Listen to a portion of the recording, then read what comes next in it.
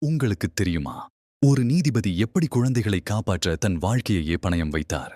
நீதிபதி ராஜேஷ் ஒரு விசித்திரமான விஷயத்தை கவனித்தார். அதே சமூக சேவையாளர் மீண்டும் மீண்டும் அன்பான குடும்பங்களில் இருந்து குழந்தைகளை பிரிக்க கோரிக்கை வைத்தார். குழந்தைகள் ஒரு குறிப்பிட்ட வளர்ப்பு இல்லத்தில் மறைந்தனர். ஆழமான விசாரணையில் அதிர்ச்சிகரமான உண்மை தெரிந்தது. ஊழல் அதிகாரிகள் பணம் வாங்கி பொய்யான துன்புறுத்தல் புகார்களை தாக்கல் செய்தனர். குழந்தைகளை கடத்தல்காரர்களிடம் ஒப்படைத்தனர். நீதிபதி ராஜேஷ் தன் உயர்ந்த பதவிக்கும் குழந்தைகளின் பாதுகாப்பிற்கும் இடையில் சிக்கித் தவித்தார். மரண மிரட்டல்களை எதிர்கொண்டார். இருந்தும் அவர் ரகசியமாக ஆதாரங்களைச் சேகரித்தார். FBI-யுடன் ஒத்துழைத்தார். கடைசியில் வெற்றி கிடைத்தது. பல்லாயிரக்கணக்கான குழந்தைகள் மீட்கப்பட்டனர்.